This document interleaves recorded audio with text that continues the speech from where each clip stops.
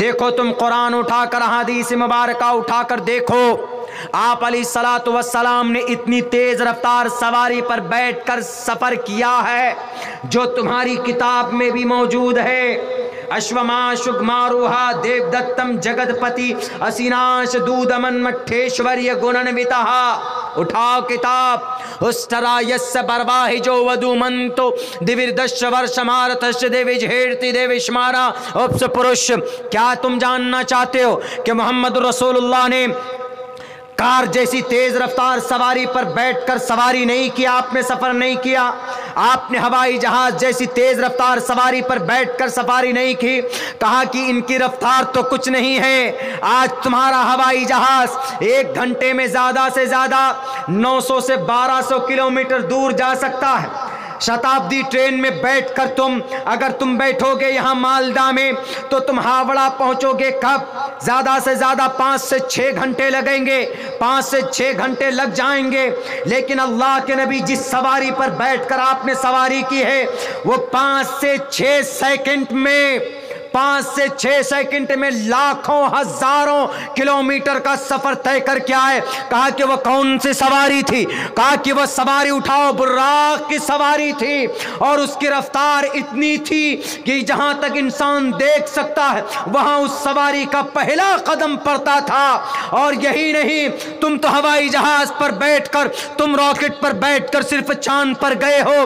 اللہ کے نبی علیہ الصلوۃ والسلام پہلے آسمان، دوسرے آسمان، تیسرے آسمان، چوتھے آسمان، 5ویں آسمان، جنت و جہنم، بلکہ آپ علیہ الصلوۃ والسلام عرش معلیٰ، بیت معمور، ثم دنا فتدلی فکان قاب قوسین او ادنی۔ تھوڑی سی اختلاف ہے لیکن الگ۔ لیکن بتاؤ کوئی مائع کا لال آسمان کو ٹچ کر پایا ہے؟ امریکہ سے پوچھو تو امریکہ کہے گا ہم صرف ابھی چاند تک گئے ہیں۔ ایلن مسک سے پوچھو، ایلن مسک کہتا ہم تو چاند پہ بستی بسا رہے ہیں۔ آسمان کو ٹچ کر کے آئے کوئی؟ سب کہے گا کہ ہم تو آسمان کو ٹچ کرنا دور کی بات، آسمان کے قریب تک بھی نہیں جا پائے۔ قربان جاؤ محمد الرسول اللہ صلی اللہ علیہ وسلم پر۔ دنیا کے تمام سائنسدانوں کو یہ چیلنج ہے قرآن کریم کی طرف سے کہ قیامت تک جتنی بھی چیزیں پیدا ہوں گی وہ ہمارے قرآن میں موجود ہوگا۔ تم آج بات کر رہے ہو وندے بھارت ٹرین کی، 1 گھنٹے میں تو جناب زیادہ سے زیادہ تم 130 کلومیٹر چلتے ہو، اور جس براق پر رسول اللہ بیٹھ کر کے سواری کر کے آئے 1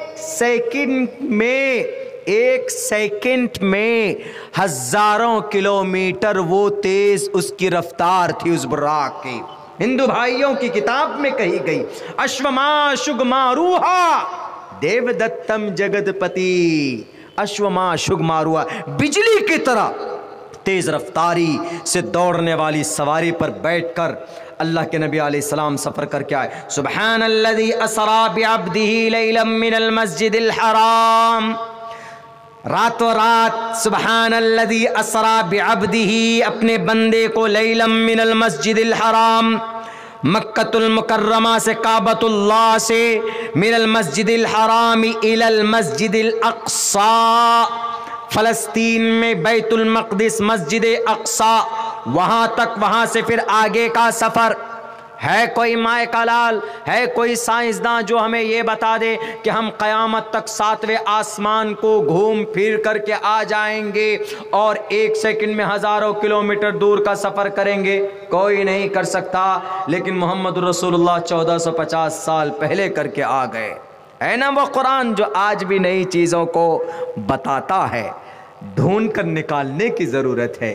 صرف اعتراض کرنے سے، ڈگڈگی بجانے سے اپنے نقلی خداؤں کا کام نہیں چلے گا کہ نہیں قرآن پرانا ہو گیا، رسول اللہ تو پرانے ہو گئے، 1490 سال پہلے ان کا جنم ہوا تھا، اسی لیے آج کی تاریخ میں ان کی زندگی کے مطابق اگر زندگی گزاریں گے تو ہم کامیاب نہیں ہو سکتے۔ وجود ہے 2 چیز مسلمانوں، ایمان اور قرآن، یہ 2 چیز، اور پھر ترکت فیکم امرین لن تضلوا ما تمسکتم بہما کتاب اللہ اور سنت رسولی۔ 2 چیز مضبوطی سے پکڑو، اللہ کا قرآن اور سنت رسولullah، انشاءاللہ کبھی گمراہ نہیں ہوگے، دنیا کی کوئی طاقت آپ کا مقابلہ نہیں کر سکتی۔ بڑے بڑے ڈاکٹر نے قرآن پر ریسرچ کیا، جو چیز آج انہوں نے پیدا کی قرآن کریم میں اب سے 1450 سال پہلے اللہ نے دنیا والوں کے سامنے انٹروڈیوس کر کے پیش کر دیا۔ ایک ڈاکٹر تھا، یہ واقعہ بتا کر کے میں اپنی بات ختم کرتا ہوں چونکہ مجھے میری ٹرین بھی ہے بہت جلدی۔ ایک ڈاکٹر تھا تھائی لینڈ کا، اس ڈاکٹر نے اپنے آپ پر بڑا گرو تھا، اس کو بڑا گرو تھا۔ وہ کہتا تھا کہ مجھ سے بڑا کوئی نہیں۔ کہا کیوں؟ کہا کہ میں نئی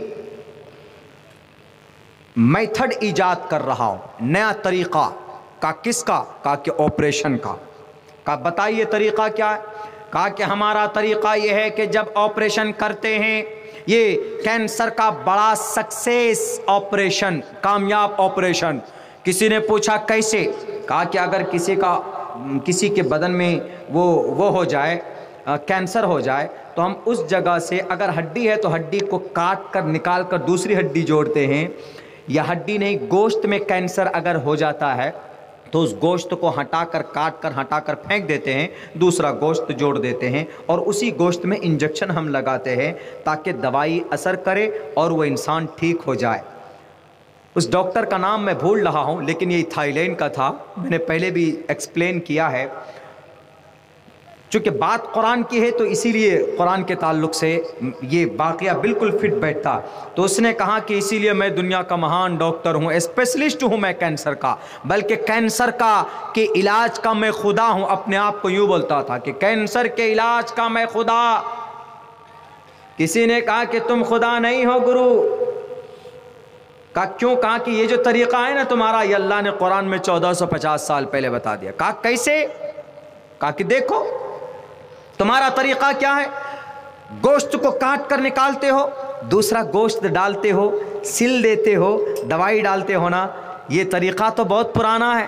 ان الذين كفروا بآياتنا سوف نصليهم نارا كلما نضجت جلودهم بدلناهم جلودا غيرها ليذوقوا العذاب۔ قرآن کریم کے الفاظ ہیں ان الذين كفروا بآياتنا، بے شک جو لوگ ہماری نشانیوں کو جھٹلاتے ہیں، سوف نصلیہم، عن قریب ہم ان کو ڈالیں گے، نصلیہم نارا، کہاں پر؟ آگ میں ڈالیں گے۔ سوف نصلیہم نارا، سوفا ورڈ ہے، جب یہ مضارع پہ داخل ہوتا ہے، یہ گرامر ہے، تو قریب کا معنی دیتا ہے، قریب کا، یقین کا۔ سوف نصلیہم نارا، جب کوئی ہماری نشانیوں کو جھٹلاتا ہے تو ہم اس کو آگ میں ڈالیں گے۔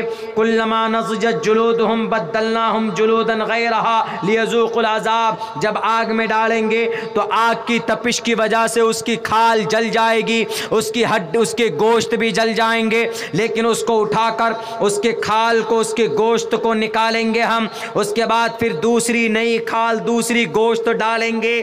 کیوں؟ لیذوقوا العذاب، تاکہ اس کو درد ہو، جب اس کو عذاب دیا جائے، تاکہ اس کو درد ہو، تکلیف پہنچے، مزہ چکھے وہ۔ تو انہوں نے کہا کہ ارے سیم وہی طریقہ ہے جو ہم نے لانچ کیا ہے۔ وہ ڈاکٹر جو اپنے آپ کو آپریشن کا خدا کہتا تھا کہ میں سب سے بڑا خدا، میڈیا والوں ڈھونڈو قرآن میں ڈاکٹروں کا خدا کہنے والا، وہ تھائی لینڈ یونیورسٹی کا، اس نے کہا کہ میں اس آیت کو پڑھنا چاہتا ہوں، کیا یہ قرآن کی آیت ہے؟ کسی نے کہا کہ پڑھیے آپ۔ انہوں نے کہا please tell me from the beginning to the end, I want to know, میں جاننا چاہتا ہوں۔ شو می دا قرآن دکھاؤ مجھے، please tell me what said, کیا کہا گیا ہے قرآن میں بتاؤ۔ جب اس کو ایک عالم دین نے ڈھنگ سے درس دیا قرآن کی اس آیت کا، ایک ایک باتیں بتائی، فَإِنَّهُ فِيهِ عِلْمَ الْأَوَّلِينَ وَالْآخِرِينَ، صادق آیا۔ ڈاکٹر نے کہا کہ میں سوچتا تھا کہ میری چیز ہے یہ پیدا کی ہوئی، میرا طریقہ ہے یہ بتایا ہوا، لیکن کینسر کا علاج تو اللہ نے قرآن میں بہت پہلے بتا دیا۔ تو انہوں نے کہا کہ میں کچھ دن کے بعد وہ ڈاکٹر حجاز مقدس پہنچتا ہے. حجاز کی سرزمین پر ڈاکٹروں کی ایک کانفرنس ہوتی ہے. اس میں تھائی لینڈ کے اس ڈاکٹر کو مدعو کیا جاتا ہے, بلایا جاتا ہے, اور کہا یہ سب سے پہلے جب یہ مائک پہ جاتا ہے یہ اپنی تقریر پیش نہیں کرتا ہے مسلمانوں, نوجوانوں, بلکہ یہ کہتا ہے first of all I am honored to be stand here and today I want to convert my religion into the Islam because Islam is a completely right religion. Islam is the best religion to the entire world. دنیا کے اندر سب سے بہترین کوئی مذہب ہے تو وہ اسلام ہے. Therefore today decided and from the long time I have decided and I want to convert my religion into the Islam. میں پہلے اسلام کو قبول کرنا چاہتا ہوں, میں پہلے مسلمان بننا چاہتا ہوں.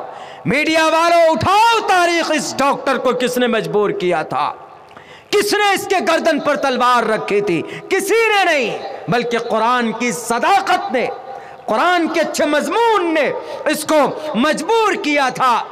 وہ ڈاکٹر اسلام قبول کرتا ہے اور وہ یوں کہتا ہے کہ میں نے جو ڈاکٹریٹ اپنی زندگی کے اندر جو چیزیں میں نے سیکھی ہے وہ قرآن کریم کے اندر جب میں پڑھتا ہوں تو مجھے ایسا لگتا ہے کہ ساری چیزیں قرآن کریم کے اندر ہے. جو میں نے سیکھا تھا کسی اور بک سے تو اس سے ممکن ہے کہ وہ ساری چیزیں جو دوسری کتابوں میں لکھی گئی وہ قرآن کریم سے مدد کے طور پر لی گئی تھی اور بڑی بڑی کتابیں لکھی گئی. یہ وہ ہے قرآن جس کے اندر ہر سمسیا کا سمادھان ہے, ہر مسئلے کا حل ہے. دنیا والوں قرآن کو بدنام نہ کرو. نوجوانوں گانا تو آپ کو آتا ہے, خوب محفل لوٹ لیا, بے شرم رنگ کے گانے, پٹھان کے بے شرم گانے, وہ بھگوا کلر کے کپڑے پہن کر بار بار دیکھتے ہو. لیکن نوجوانوں کبھی توفیق ہوتی ہے کہ دن میں ایک مرتبہ سورہ فاتحہ پڑھ لیں. آپ سورہ فاتحہ نہیں پڑھنا جانتے, نماز کیسے پڑھو گے پھر؟ And just you have to learn to recite the holy Quran. قرآن کو پڑھنا سیکھیے, تلاوت کرنا سیکھیے. سمجھ میں آئے یا نہ آئے کوشش کرو سمجھ کر پڑھنے کی. ٹرانسلیشن موجود ہے, نہیں سمجھ سکتے علماء کے پاس بیٹھو, بتائیں گے. دیکھو گے پڑھو گے تو نیکی ہے. کسی کتاب میں نیکی نہیں, قرآن پڑھنے پر نیکی ہے. ذالک الکتاب لا ریب فیہ, ایسی کتاب جس میں شک بھی نہیں. اس طرح کے مضامین کو بیان کرنے کی اس لیے ضرورت پڑتی ہے چونکہ لوگ اس پر اعتراض کرتے ہیں آج کی تاریخ میں. اس لیے ان کو بتایا جائے کہ یہ قرآن وہ قرآن ہے جو تمہارے ہر چیز, ہر مسئلے کا حل قرآن کریم کے اندر ہے, ہر مسئلے کا حل قرآن میں. تو بہرکیف اللہ تبارک و تعالیٰ سے دعا کیجیے کہ اللہ تبارک و تعالیٰ ہم تمام مسلمانوں کو قرآن و سنت کے مطابق زندگی گزارنے, محبت کرنے, سیکھنے اور سکھانے کی توفیق دے. بہت بہت شکریہ, جزاک اللہ. السلام علیکم ورحمۃ اللہ وبرکاتہ.